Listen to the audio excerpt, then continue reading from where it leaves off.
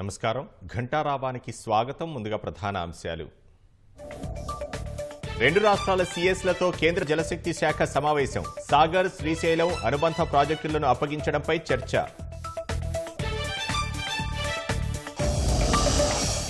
Sagar dam వివాదంపై AP పోలీసుల counter కేసులు. రాష్ట్ర పోలీసులు అధికారులపై నమోదు.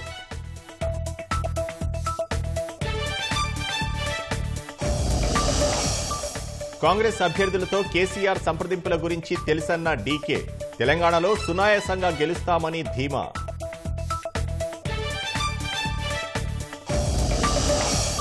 మరి కాసేపట్లో సీఈఓ వికాస్ రాజును కలవనున్న కాంగ్రెస్ నేతలు. ప్రభుత్వ లావాదేవీలపై నిఘా పెట్టాలని ఫిర్యాదు.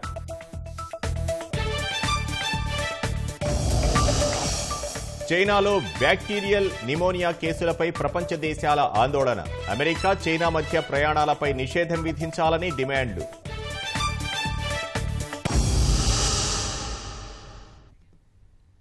నాగార్జున సాగర్ ప్రాజెక్టు వద్ద హైటెన్షన్ కొనసాగుతోంది. డ్యాం పర్యవేక్షణ బాధ్యతలను కృష్ణా బోర్డుకు, కేంద్ర బలగాలకు అప్పగించాలన్న కేంద్ర ప్రభుత్వ ప్రతిపాదనకు ఏపీ, తెలంగాణ అంగీకరించిన నేపథ్యంలో సీఆర్పీఎఫ్ బలగాలు డ్యాంపైకి చేరుకుంటున్నాయి. తెల్లవారుజాము 5 గంటల నుంచి ఒక్కో పాయింట్ను కేంద్ర బలగాలు స్వాధీనం చేసుకుంటున్నాయి. దీంతో మధ్యాహ్నం కల్లా డ్యాం పూర్తిగా కేంద్రం ఆధీనంలోకి వెళ్లనుంది. ఆ తర్వాత 13వ గేటు వద్ద కంచెను తొలగించే అవకాశం ఉంది. సీఆర్పీఎఫ్ బలగాల రాకతో తెలంగాణ పోలీసులు డ్యాం వద్ద నుంచి వెనుదిరిగారు. మరోవైపు సాగర్ డ్యాం నుంచి కుడి కాలువకు నీటి విడుదల కొనసాగుతోంది. కుడి కాలువ ద్వారా ప్రస్తుతం 5450 క్యూసెక్కుల నీరు విడుదల అవుతోంది. మరోవైపు నిన్న ఏపీ పోలీసులతో పాటు అక్కడి అధికారులపై రాష్ట్ర పోలీసులు కేసులు నమోదు చేయగా, డ్యాం వివాదంపై ఏపీ పోలీసులు సైతం తాజాగా కేసులు నమోదు చేశారు. రాష్ట్ర పోలీసులు, అధికారులపై ఆంధ్రప్రదేశ్ పోలీసులు కేసులు నమోదు చేశారు. రెండు రాష్ట్రాల సీఎస్లతో కేంద్ర జలశక్తి శాఖ సమావేశమైంది. సాగర్, శ్రీశైలం అనుబంధ ప్రాజెక్టులను అప్పగించడంపై చర్చిస్తున్నారు. మరింత సమాచారం మా ప్రతినిధి అరుణ్ అడిగి తెలుసుకుందాం. అరుణ్, రెండు రాష్ట్రాల సీఎస్లతో కేంద్ర జలశక్తి శాఖ ప్రధానంగా ఏ అంశాలపై చర్చించనుంది?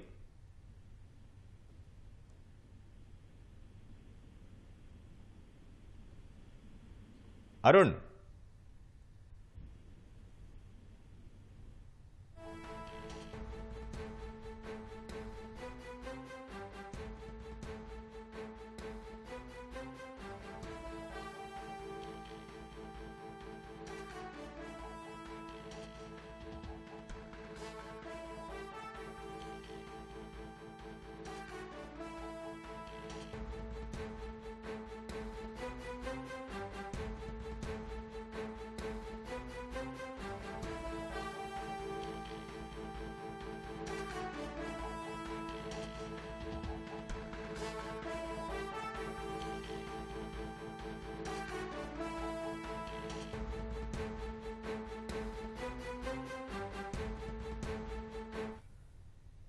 కేంద్ర జలశక్తి శాఖ తెలంగాణ, ఆంధ్రప్రదేశ్ రాష్ట్రాల సీఎస్లతో ఏ అంశాలపై చర్చించనుంది?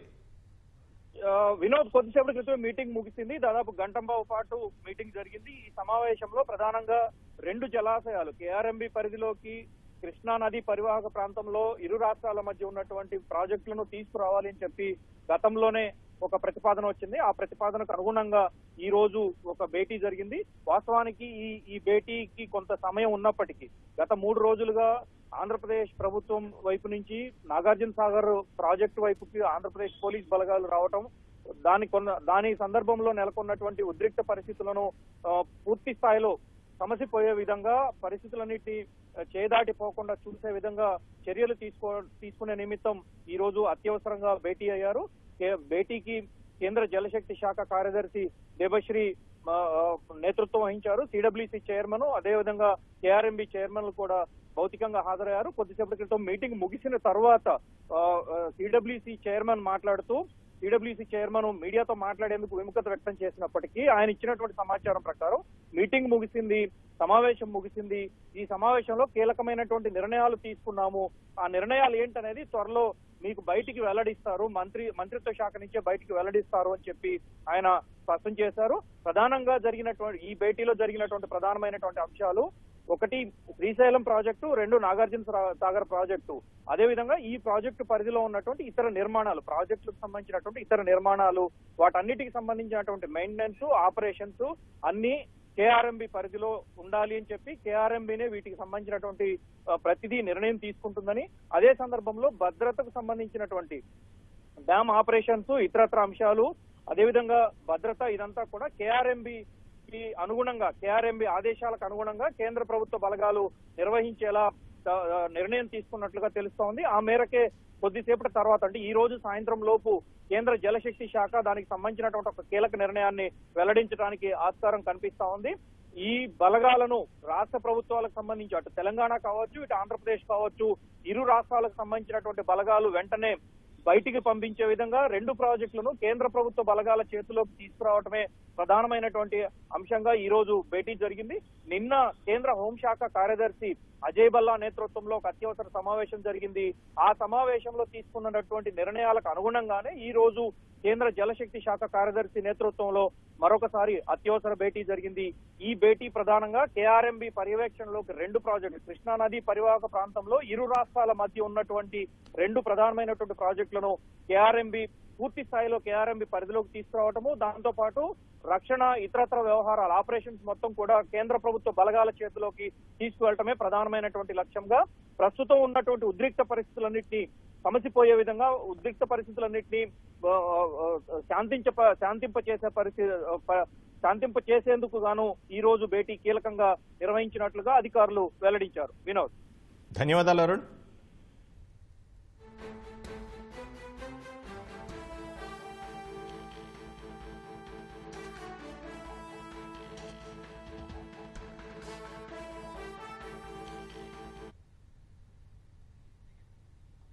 రాష్ట్రంలో పోలింగ్ రోజు నాగార్జునసాగర్ డ్యాంపై ఏపీ ప్రభుత్వం దౌర్జన్యంగా వ్యవహరించిందని శాసనమండలి చైర్మన్ గుత్తా సుఖేందర్ రెడ్డి ఆరోపించారు. దురాలోచనతోనే ఏపీ సర్కార్ ఈ దుశ్చర్యకు పాల్పడిందని మండిపడ్డారు. ఇష్టానుసారంగా వ్యవహరిస్తే రాష్ట్రాల మధ్య సంబంధాలు దెబ్బతింటాయన్న ఆయన కేసీఆర్ ప్రభుత్వం మూడోసారి అధికారంలోకి రాబోతోందని ధీమా వ్యక్తం చేశారు. ఒకవైపు తెలంగాణ రాష్ట్రంలో జరుగుతున్నటువంటి శాసనసభ ఎన్నికల సందర్భంగా ఆంధ్రప్రదేశ్ ప్రభుత్వం దుస్సాహానికి ఒడిగట్టి నాగార్జున సాగర్ ప్రాజెక్టుపై దండయాత్ర చేసి 13 గేటు వరకు ఆక్రమించుకొని వాళ్ళకు అధికారం లేనప్పటికీ బలవంతంగా గేట్లను తెరిచి సీసీ కెమెరాలను ధ్వంసం చేసి 5,000 క్యూసెక్ల నీళ్లను దొంగిలించకపోవడం అనేటువంటిది చాలా తీవ్రమైనటువంటి విషయం. ఆంధ్రప్రదేశ్ పునర్విభజన చట్టం ప్రకారం నాగార్జున సాగర్ ప్రాజెక్టు తెలంగాణ ప్రభుత్వం ఆధీనంలో ఉంటుంది, పర్యవేక్షణలో ఉంటుంది. గతంలోనే ఉభయ రాష్ట్రాల యొక్క నీటి డిమాండ్ విషయంలో కృష్ణా రివర్ బోర్డు మేనేజ్మెంట్ కు తెలియజేశారు. వాళ్ళు అలొకేట్ కూడా చేసినారు. అక్టోబర్లో 5 టీఎంసీలు ఆంధ్రాకని, జనవరి 8న మరొక 5 టీఎంసీలని, ఏప్రిల్లో 5 టీఎంసీలని. వాళ్ళు అసలు ఈ మాసంలో డిమాండే లేదు, వాళ్ళు అడిగింది కూడా లేదు, ఒప్పందంలో కూడా లేదు. కానీ ఒక దురాక్రమణగా ఇక్కడ ఎన్నికల్లో నిమగ్నమైనటువంటి సందర్భంలో యంత్రాంగం మొత్తం కూడా, ప్రభుత్వం మొత్తం కూడా ఎన్నికల పర్యవేక్షణలో, ఎన్నికల నిర్వహణలో ఉన్నటువంటి సందర్భంలో 30 తారీఖు 7 గంటలకు పోలింగ్ ఉంటే మా రాత్రి తెల్లారి గంటల 2 గంటలకు దాడి చేయడం అనేటువంటిది ఇది ప్రజాస్వామ్యానికే విరుద్ధం. రెండు రాష్ట్రాల ఒక తెలుగు వాళ్ళ యొక్క సమైక్యతకు కూడా ఇది విఘాతం కలిగించే చర్య.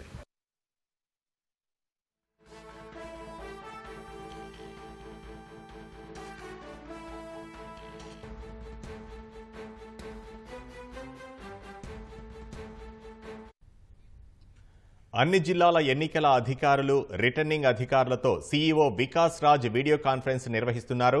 రేపటి ఓట్ల లెక్కింపు ఏర్పాట్లపై సమీక్షిస్తున్నారు. మరింత సమాచారం మా ప్రతినిధి రఘువర్ధన్ అడిగి తెలుసుకుందాం. Raghuvardhan, CEO Vikas Raj video conference లో ప్రధానంగా ఏ అంశాలపై దిశానిర్దేశం చేస్తున్నారు?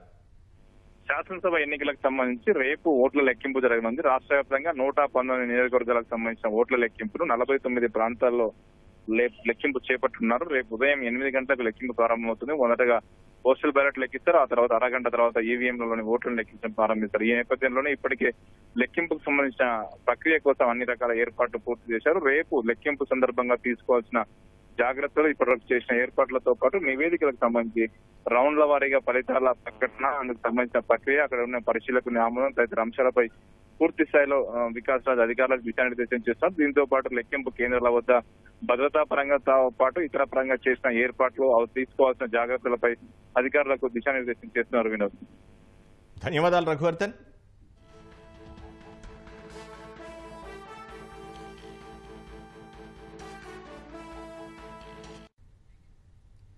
రేపు జరగబోయే ఓట్ల లెక్కింపునకు పోలీసులు అన్ని జాగ్రత్తలు తీసుకోవాలని డీజీపీ అంజనీ కుమార్ తెలిపారు. సిపిలు, ఎస్పీలతో డీజీపీ టెలికాన్ఫరెన్స్ నిర్వహించారు. లెక్కింపు కేంద్రాల వద్ద బందోబస్తుపై వారితో సమీక్షించారు. చివరి రౌండ్లలో ఉత్కంఠగా ఉండే అవకాశం ఉంటుందని, ఆ సమయంలో మరింత అప్రమత్తంగా ఉండాలని ఆయన తెలిపారు. గెలుపొందిన అభ్యర్థులు విజయోత్సవ ర్యాలీలు ప్రశాంతంగా జరిగేలా చూడాలని, ప్రతీకార దాడులు జరగకుండా ముందస్తు జాగ్రత్తలు తీసుకోవాలని సూచించారు. ఇప్పటి వరకు ఎలాంటి విఘాతం లేకుండా ఎన్నికల బందోబస్తు నిర్వహించామని, ఈ 2 రోజులు మరింత అప్రమత్తంగా ఉండి ఎలాంటి శాంతి భద్రతల సమస్యలు తలెత్తకుండా చూసుకోవాలని సిపిలు, ఎస్పీలకు సూచించారు. కాంగ్రెస్ అభ్యర్థులను ట్రాప్ చేసేందుకు కేసీఆర్ ప్రయత్నిస్తున్న విషయం తమకు తెలుసునని కర్ణాటక ఉప ముఖ్యమంత్రి డీకే శివకుమార్ అన్నారు. కేసీఆర్ స్వయంగా సంప్రదించిన విషయాన్ని తమ పార్టీ అభ్యర్థులు చెబుతున్నారన్నారు. తెలంగాణలో సునాయాసంగా కాంగ్రెస్ అధికారంలోకి రాబోతోందన్న డీకే గెలిచిన వారిని క్యాంపులకు తరలించే అవసరం ఉండబోదన్నారు. There is no problem, no threat, anything. We have confidence. Our party will win comfortably. All legislators will be loyal. We know that they are trying to trap. We don't know all information. Our candidates themselves have informed them that they have been approached by the CM directly himself. So we have got information. We are ನಮ್ಮ candidate ಎಲ್ಲ ತಿಳಿಸಿದ್ದಾರೆ. ಯಾರು ಏನೇನು ಸಂಪರ್ಕ ಮಾಡಲಿಕ್ಕೆ ಪ್ರಯತ್ನ ಮಾಡ್ತಾ ಇದ್ದಾರೆ ತಿಳಿಸಿದ್ದಾರೆ. ನಾವು ಜಾಗೃತಿಯಿಂದ ಇದ್ದೀವಿ. See, party, whatever the party, we have to do our party job. It is a neighboring state. We all have been involved. I have gone for the campaigning. There are some of our responsibilities, what we have to do, help our party leaders. It is quite obvious. The entire Telangana team was here in our elections. They also helped us. We also have to help them. We are not worried. No one will go. All our candidates, whomever they have approached, they have already informed us that this is the attempt they are trying to make. They are also very cautious. We are also very అధికారం కోల్పోబోతున్నామని భయంతోనే భారాస నేతలు భౌతిక దాడులకు పాల్పడుతున్నారని BSP అధ్యక్షుడు RS Praveen Kumar ఆరోపించారు. Voting సందర్భంగా Bahujan Samaj party కార్యకర్తలపై చేసిన దాడిని ఆయన ఖండించారు. కాగజ్ నగర్లో బూత్ నెంబర్ 90లో అధికారుల తీరుకు శాంతియుతంగా నిరసన చేపట్టిన తమపై భారాస నేతలు విద్వేషపూరిత నినాదాలు చేస్తూ రెచ్చగొట్టారన్నారు. ఒక రిటైర్డ్ పోలీస్ అధికారిగా ఆవేదనకు గురయ్యానని అన్నారు. ఇప్పటికైనా పోలీసులు సదరు భారాస నాయకులు, కార్యకర్తలపై కేసు నమోదు చేయాలని లేదా భారాస కండువాలు కప్పుకోవాలని అన్నారు. దేశంలో మాంసం లభ్యతలో తెలంగాణ అగ్రస్థానంలో నిలిచింది. ప్రాథమిక పశుపోషణ గణాంకాల వార్షిక నివేదిక 2023 ప్రకారం మాంసం లభ్యతలో 1వ స్థానంలో, మాంసం ఉత్పత్తిలో 5వ స్థానంలో నిలిచింది. కోడిగుడ్ల తలసరి లభ్యతలో 2, ఉత్పత్తిలో 3వ స్థానంలో, పాల ఉత్పత్తి లభ్యతలో 13వ స్థానంలో ఉన్నట్లు వెల్లడించింది. కేంద్ర పశుసంవర్ధక, మత్స్య, పాడి పరిశ్రమాభివృద్ధి శాఖల ఆధ్వర్యంలో BAHS జాతీయ స్థాయిలో ఏటా పశుపోషణ గణాంకాలు సేకరిస్తూ వార్షిక నివేదికలు రూపొందిస్తోంది. దేశంలో సరాసరి మాంసం లభ్యత 7.10 కిలోలు ఉండగా తెలంగాణలో లభ్యత 28.51 కిలోలు ఉంది. కోడిగుడ్లలో దేశ సగటు 101 ఉండగా తెలంగాణలో లభ్యత 466 అని తేలింది. పాలు దేశంలో ప్రతి వ్యక్తికి 459 గ్రాములు ఉంటే మన రాష్ట్రంలో 423 గ్రాములని నివేదికలో వెల్లడించారు. పర్యావరణానికి ప్రమాదంగా మారిన సింగిల్ యూజ్ ప్లాస్టిక్ వాడకాన్ని సచివాలయ ప్రాంగణంలో నిషేధించడంలో విజయం సాధించామని ప్రభుత్వ ప్రధాన కార్యదర్శి శాంతికుమారి అన్నారు. ఇందుకు సహకరించిన అధికారులు, సిబ్బందిని ఆమె అభినందించారు. సింగిల్ యూజ్ ప్లాస్టిక్ వాడకం ఆపేయాలని నిర్ణయించి 45 రోజులైన సందర్భంగా సమీక్షా సమావేశం నిర్వహించారు. డిసెంబర్ 3వ తేదీ నాటికి పూర్తిస్థాయి ప్లాస్టిక్ రహిత ప్రదేశంగా సచివాలయం మారనుందని సిఎస్ ధీమా వ్యక్తం చేశారు. ప్లాస్టిక్ వస్తువుల స్థానంలో క్లాత్, జూట్, స్టీల్, పింగాణి వస్తువులు వాడాలని సూచించారు. సచివాలయంలో వ్యర్థాలను రీసైక్లింగ్ చేసి వినియోగదారులకు ఉపయోగపడే ఉత్పత్తులను తయారు చేసి ప్రాంగణాన్ని జీరో వేస్ట్ క్యాంపస్గా తీర్చిదిద్దేందుకు అధికారులు కృషి చేయాలని పిలుపునిచ్చారు. మావోయిస్టుల PLGA వారోత్సవాలకు సంబంధించి మావోయిస్టు నాయకురాలు సమత ప్రెస్ నోట్ విడుదల చేశారు. నేటి నుంచి డిసెంబర్ 8 వరకు 23వ వారోత్సవాలు జరపాలని పిలుపునిచ్చారు. గత 11 నెలల్లో కేంద్ర కమిటీ పొలిట్ బ్యూరో సభ్యుడు కటకం సుదర్శన్తో సహా 54 మంది నక్సలైట్లు ఎన్కౌంటర్, అనారోగ్యం, ఇతర కారణాల వల్ల మరణించారు. హతమైన నక్సలైట్లలో 17 మంది మహిళలున్నారని అన్నారు. దండకారణ్యంలో 26, బీహార్, జార్ఖండ్లో 9, తెలంగాణలో 6, MMC జోన్లో 4, ఒడిశాలో 5 మంది మరణించారని తెలిపారు. నక్సలైట్ల PLGA వారోత్సవాల సందర్భంగా పోలీసులు అన్ని శిబిరాలకు హెచ్చరిక జారీ చేశారని పేర్కొన్నారు. సికింద్రాబాద్ బోయినపల్లి PS పరిధిలో ఓ వ్యక్తిపై హత్యాయత్నం జరిగింది. విజయ్ కుమార్పై థామస్ అనే వ్యక్తి కత్తితో విచక్షణారహితంగా దాడికి పాల్పడ్డాడు.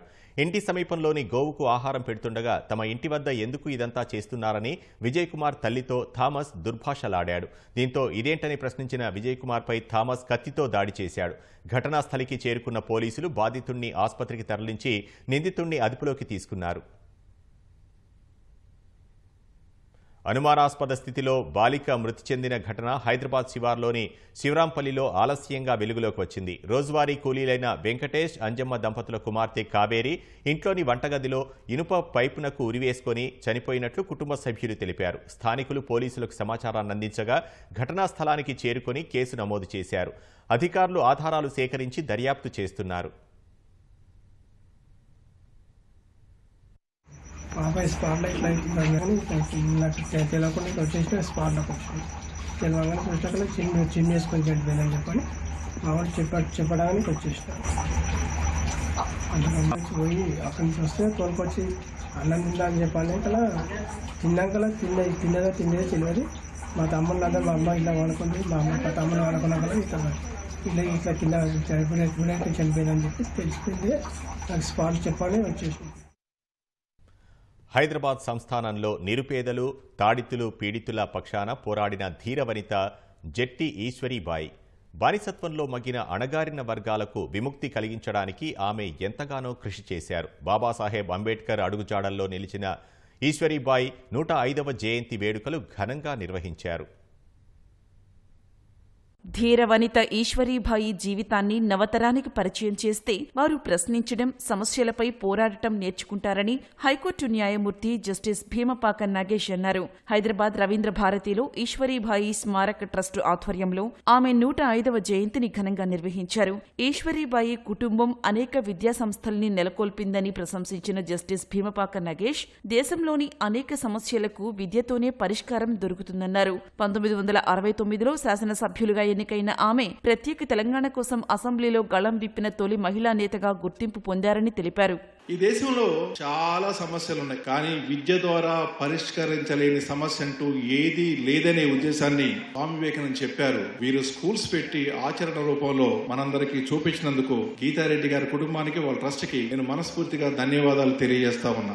జీవితంలో ఉన్నతమైన స్థానాలకు ఎదగాలంటే చదవాలి, అదొక్కటే మార్గం. పల్లెల్లో చేపలు పట్టే వాళ్ళకు ఉన్న ప్రాబ్లమ్స్ ఏంటో నేను కూడా ప్రత్యక్షంగా చూశాను. కానీ ఈ రోజు ఆ చెరువుల మీద ఆ చేపలు పట్టే వాళ్ళకి హక్కులు వచ్చాయంటే అది ఈశ్వరీబాయి గారి కృషి వల్లే చెప్పడానికి చాలా గర్వపడతా ఉన్నా. ఈ రోజు గ్రామాల్లో చాలా వరకు చెక్ డ్యామ్స్ ఉన్నాయి. ఒకానొక సందర్భంలో ఆమె మనసులో కలిగిన భావాలకు ప్రతిరూపమే ఈ రోజు ఏర్పడ్డ బంకమట్టితో కూడా చెక్ డ్యామ్స్ కట్టించిన చరిత్ర ఈశ్వరీబాయి గారికి ఉంది. అసెంబ్లీలో నోరు లేని ప్రజల పట్ల, వారి సమస్యల పట్ల సింహగర్జన అని చెప్పొచ్చు, శివంగా అని చెప్పొచ్చు. ఆవిడ చేసిన ఉపన్యాసాలు అనేవి చాలా అద్భుతంగా ఉండేవి. తెలంగాణ ఉద్యమం జరిగే క్రమంలో కొంతమంది యంగ్స్టర్స్ మీద పోలీసులు కాల్పులు జరిపితే టియర్ గ్యాస్ వదలకుండా కాల్పులు ఎందుకు జరిపారు మీరంటూ చెప్తూనే ఇది గాని మీరు సరిదిద్దుకోకపోతే సివిల్ వారు వస్తుందని చెప్పేసి వార్నింగ్ ఇచ్చిన ధైర్యశాలి ఈశ్వరీబాయి గారు. కార్మిక, దళిత మహిళల శ్రేయస్సు కోసం కృషి చేసిన మహనీయురాలు ఈశ్వరీబాయి అని Quantana India Limited chairman Vinod Kumar పేర్కొన్నారు. నిరంతరం బాబాసాహెబ్ అంబేద్కర్ ను అనుసరించేవారని అన్నారు. ఇది ఏ జయంతి అయినా, వర్ధంతి అయినా చాలా మంది వాళ్ళ జీవిత విశేషాలని, వాళ్ళ యొక్క త్యాగాల్ని, వారి కృషిని, దానివల్ల వచ్చిన ఫలితాలని మాట్లాడుకుంటాం. ఈశ్వరీబాయి గారి గురించి ఇంకా కొంచెం ప్రత్యేకంగా మనం చెప్పుకోవాల్సిన అవసరం ఉంటుంది. చాలా మంది బాబాసాహెబ్ అంబేద్కర్ గురించి మాట్లాడుకుంటాం. ఆయన జీవిత విశేషాలతో పాటు ఆయన రచనల్ని, అభిప్రాయాల్ని ఈ మధ్య ఇంకా వాట్సాప్లు సోషల్ మీడియాలో చాలా అభిప్రాయాలని స్లోగన్స్ని అనేక విషయాల్ని మనం పెడుతూ ఉంటాం. కేవలం ఒకరి ద్వారా ఒకరికి అందిన జ్ఞానం సమాచారాన్ని బట్టి ఆ రోజు ఈశ్వరీబాయి గారు ఈరోజు మనకంటే ఎక్కువగా మనం ఆచరిస్తున్న దానికంటే ఎక్కువగా బాబాసాహెబ్ అంబేద్కర్ని ఆచరించారు, అనుసరించారు. ఇది మనం గుర్తుపెట్టుకోవాలి. ఈశ్వరీబాయి స్మారక ట్రస్ట్ 2023 అవార్డును ఆచార్య ఎంఎన్ బుసికి ప్రదానం చేశారు. మహిళా చాటిన మహనీయురాలి పేరిట ఉన్న పురస్కారాన్ని అందుకోవడం పట్ల హర్షం వ్యక్తం చేశారు. I come from East Godavari. I too contested for Rajahmundry parliamentary constituency from general seat. When Ishwaribai, the great, contested for Amalapuram reserved constituency, I had the fortune of contesting for Rajahmundry parliamentary constituency general seat. What is the similarity between Ishwaribai and me? We too were born Ambedkaris. Eshwari Bai జయంతి వేడుకల్లో ఆమె కుమార్తె మాజీ మంత్రి doctor గీతారెడ్డితో పాటు తదితర ప్రముఖులు పాల్గొన్నారు. ఛత్తీస్గఢ్లోని దంతెవాడలో మావోయిస్టులు అమర్చిన ఐఈడీని నిర్వీర్యం చేసే క్రమంలో 2 సీఆర్పీఎఫ్ జవాన్లు గాయపడ్డారు. వెంటనే స్పందించిన మిగతా జవాన్లు క్షతగాత్రుల్ని ఆసుపత్రిలో తరలించారు. మెరుగైన చికిత్స నిమిత్తం రాయ్పూర్నకు పంపించారు. బర్సూర్పల్లి మార్గంలో ఓ వంతెన వద్ద ఐఈడీ ఉన్నట్లు ఇవాళ ఉదయం సీఆర్పీఎఫ్ జవాన్లకు సమాచారం అందింది. వెంటనే అక్కడకు చేరుకుని బాంబును నిర్వీర్యం చేస్తుండగా పేలుడు సంభవించింది. ఐఈడీ ఉన్న ప్రాంతంలో మావోయిస్టుల కోసం విస్తృతంగా గాలిస్తున్నట్లు అధికారులు వెల్లడించారు. చైనాలోని చిన్నపిల్లల్లో శ్వాసకోశ ఇన్ఫెక్షన్ల కేసులు పెరుగుతున్న నేపథ్యంలో అమెరికా సహా ప్రపంచ దేశాలు కలవరం చెందుతున్నాయి. బ్యాక్టీరియల్ నిమోనియాకు సంబంధించిన కొత్త రకం ఇన్ఫెక్షన్పై ఆందోళన వ్యక్తం చేస్తున్నాయి. తక్షణమే అమెరికా చైనా మధ్య ప్రయాణాలపై నిషేధం విధించాలని మార్కో రుబియో సారథ్యంలోని రిపబ్లికన్ సెనేటర్లు అమెరికా అధ్యక్షుడు బైడెన్కు లేఖ రాశారు. కరోనా సమయంలో వైరస్ మూలాలను చైనా దాచిపెట్టినందున WHO చర్యలు తీసుకునే వరకు ఎదురు చూడకూడదని అన్నారు.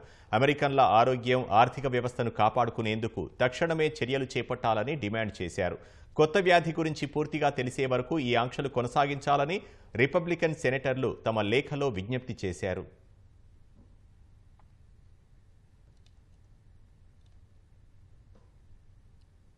2020లో జరిగిన అమెరికా అధ్యక్ష ఎన్నిక ఫలితాలను తారుమారు చేసేందుకు కుట్ర చేశారన్న కేసులో మాజీ అధ్యక్షుడు డొనాల్డ్ ట్రంప్కు చుక్కెదురైంది. ఈ కేసులో ట్రంప్పై మోపిన అభియోగాలను కొట్టివేయాలని రిపబ్లికన్ పార్టీ దాఖలు చేసిన పిటిషన్ను ఫెడరల్ జడ్జి తనియా చుకుతాన్ తిరస్కరించారు.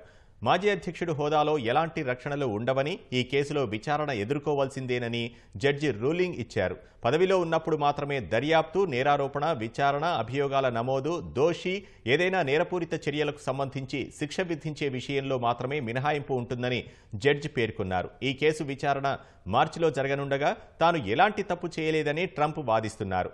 అమెరికా అధ్యక్ష హోదాలో తీసుకున్న నిర్ణయం అయినందున విచారణ నుంచి మినహాయిస్తూ ఈ కేసును కొట్టివేయాలని ఆయన తరఫు న్యాయవాదులు వాదించారు. ఈ తీర్పు నేపథ్యంలో అమెరికా అధ్యక్షుడి అధికారాల పరిధిపై న్యాయ పోరాటానికి దారితీసే సూచనలు కనిపిస్తున్నాయి. ఈ వ్యవహారం సుప్రీంకోర్టు వరకు వెళ్లే సూచనలున్నాయి. ఈ తీర్పును ట్రంప్ న్యాయవాదులు అప్పీల్ చేసే అవకాశం ఉంది.